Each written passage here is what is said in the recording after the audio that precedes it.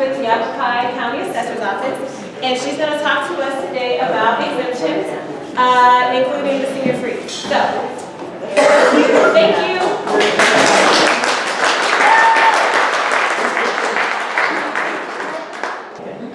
So I actually have two slideshows presentations today. I have one on the senior freeze and one on personal exemptions. Can you guys hear me okay back there?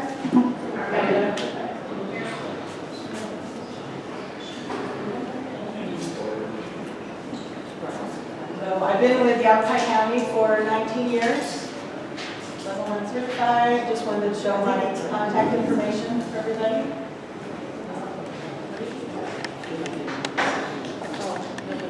And I will have some cards if people want to pick them up at the end. So this is the official title for the senior freeze, Senior Property Valuation Protection, but that's pretty hard to say all day long when you're talking to everybody.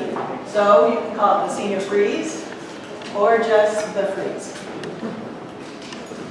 And this is actually written into the Constitution. It's not under Title 42. So that kind of throws people off when they come in. I need the statute that this is listed under. You guys aren't doing this right. I'm like, well, it's actually in the Constitution. So that's interesting to find out when you're not sure where to find that information.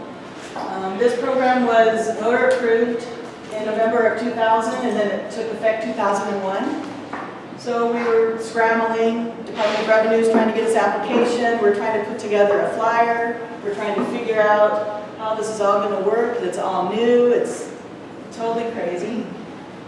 So we get started, and we're doing the stuff. I know in the beginning they were talking to other counties. How many other counties are going to, you have to collect 3 years of income and average those 3 years out. In the beginning, there were counties saying, we're only taking 1 year. 1 year of income. That's too much for us to, do and everything. So it was kind of volatile during that time. Then in November of 2002, a revision was voted on regarding the deadline, because people wanted to have the deadline coincide with personal exemptions. And then there was an adjustable income limit, so that there was a way for them to adjust the allowed income for everybody. So that was when the September 1st deadline came into effect.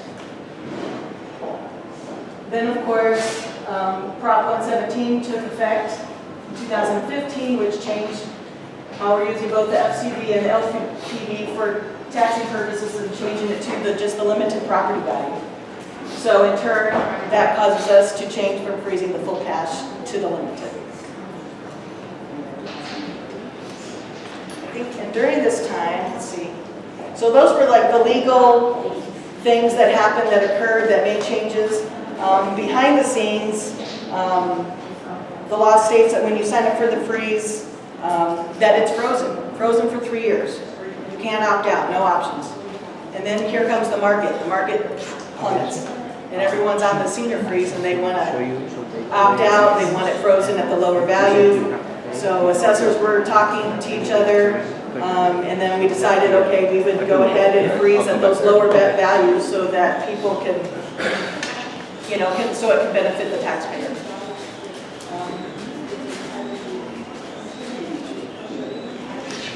So I think before, if things on that 3-year cycle, they would get noticed what it would be at the market, then at that time they can opt not to renew. But we started lowering them as we saw those values going down. Qualifications. You have to be at least, one property owner has to be at least 65 years or older to do that. If they come in the middle of September and they're 65, we actually have them wait till the next cycle, the next year. Has to be their primary residence for at least 2 years, and they can show that by showing us, their tax returns or utility bills or driver's license. Most of the time is what we're asking for. And then once they actually qualify, we're freezing all of the structures that are listed on that parcel as their primary residence in up to 10 acres. I know in the beginning they were, because the law states that mobile homes are included in this freeze, and people were saying, why would you want to freeze a mobile home value? So we started looking at, you know, where that depreciation on the mobile homes really drops and, you know, trying to finagle all this stuff. And other counties weren't freezing the mobile home value because most of the time they're going down. We were able to, we just froze the mobile home along with the real property, and that kind of helped save some of us when the depreciation, mobile home depreciation table was revamped, and some of those values actually increased. So income limit, all income taxable and non-taxable of all owners on title is used to determine eligibility. We do look at the past 3 years of income. So this year we're looking at 15, 16, and 17. And then we average those 3 years out. So if there's one person on title, they cannot exceed $36,000 for that 3-year average, and then $45,000 for 2 or more owners on title. How are the income limits set? We actually use the COLA, the cost of living adjustment, which is the base, the Social Security base rate, times 12 times 400% for individuals, and then 500% for 2 or more owners. And that's how you get the limits on there. So when applying for the freeze, we actually have everyone come into the office. I don't think every county does that, I'm not sure, to sign up for the program. And then they need to bring in all of their proof of income. These are the samples. We look at the federal tax return. We can look at year-end statements. We look at rental properties, dividends, interest, IRAs, pensions. That's a lot of different income that all of a sudden when this program started, we're trying to figure out what we're supposed to look at, what boxes, you know, all these different things. So it was crazy in the beginning. I think it's better now. So yeah, so year-end statements, they're a little more difficult to look at if you're not used to seeing different types. Tax returns, those are a little better. You have your line-by-line items that you can take a look at. So those kind of freak us out, but the tax returns, because of the line-by-line items, seem to be a little bit easier to look at and decipher and get people in and out as fast as we can. So in our customer service department, they all have a printout of a 1040 IRS tax return. And then we've highlighted on there all the lines of income that we look at. So you can just go down the list and look at those amounts and write them on the application. We have wages, taxable interest, dividends, alimony, business, capital gains, IRAs. So on the IRA, and sometimes on the IRAs, those are a little tricky because they'll have something in line 15A, which is the gross, and then they have this taxable line over here. So usually on an IRA, I think a lot of times if they roll it over to something else and it says rollover, we would not count what's in line 15A. We would count the taxable amount. But we do get people that come in and they say, well, I took it out, and I had to pay taxes on whatever was taxable, and then I roll it into something else. So we do allow them, if they can show us that documentation, then we would still discount the taxable at that time and not the 15A. Same with the pensions, we would look at the gross. Rental income, that's a big one. And a lot of times, as long as Social Security is listed in here, then we could use their 1040 tax return. If their Social Security isn't listed on there, then we'll need to see something, if they're currently getting Social Security, something from the Social Security Department that states what they are receiving. So these are just samples of the schedules that we see most in our office. So the profit and loss business, we do take it from line 7.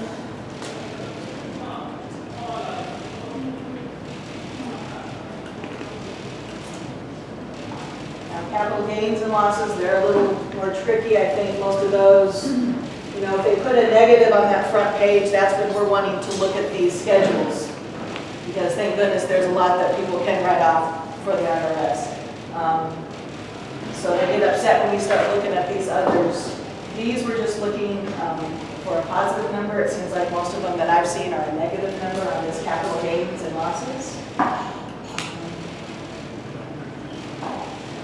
Rents received and royalties, we actually take it from that top line. It's not after all their expenses that they're allowed to take off. And they do not like that at all. This is a sample of a 1099. So usually you're going to see like an annuity on here, pensions. What we've had, we learned early on that, so they have this gross, so you have a gross distribution, which is normally what you're going to take. But if you have heard of Roth IRAs, have anyone heard of the Roth IRA? So that is income that after you've paid, it's after taxes. So you get your paycheck and you're going to put $50 a month into this Roth IRA. So when you take it out later, you've already paid taxes on that money. So it's tax-free money. And most regular IRA annuities, they're pre-taxed. So we've had a couple people with Roth IRAs, and they kept complaining because in box 5, that's where they place in there what they actually put in. Based on the amount they pulled out, this portion is what they actually put in. They've already paid taxes on this amount. And then they have their gross distribution. So we actually back out from line 1 the number, if there's a number in line 5, in box 5. So you're saying you take line 1 minus line 5? Is that what you're saying? Or, I'm sorry. Yeah. So you have your gross, and then you subtract out the Roth IRA? The Roth IRA that they say that they actually put it there.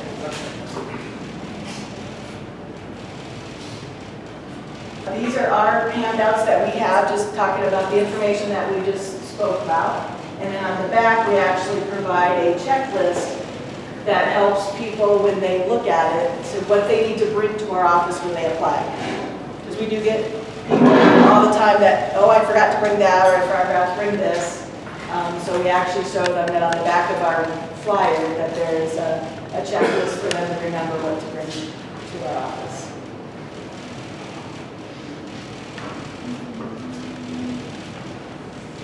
Now this is our application. It is a little bit different from the Department of Revenue.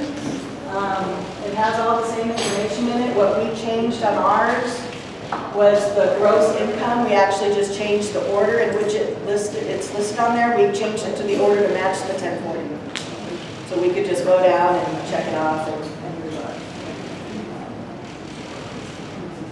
And this is the Department of Revenue, which I think a lot of people are using.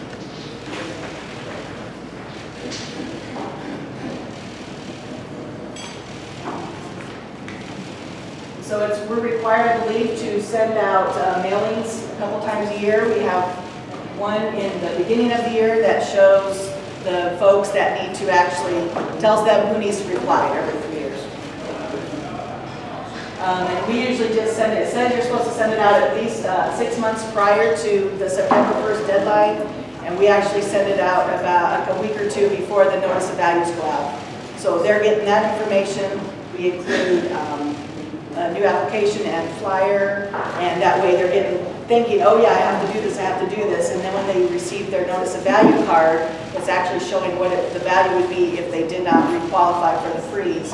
That's just another reminder for them, oh, I need to get in there and see these folks. And we actually, for both of our programs, we actually have been allowed to go out and make house calls to people that are bedridden or they can't drive, things like that. So that's pretty nice. The second mailing is just a notification that people have been approved or denied. Most of the time, the denied applicants, we've already sent letters on those, or we told them right there in front, you know, if they're in there at the counter. And we usually send those out probably in the middle of November, just to make sure that we're on top of that. Hopefully I probably talked too fast. There's no limit how complicated things can get on a town, and one thing always leads to another. There's all these changes and stuff, and it's been really interesting to see how these changes have taken place and how we've tried to figure out how to process this this program.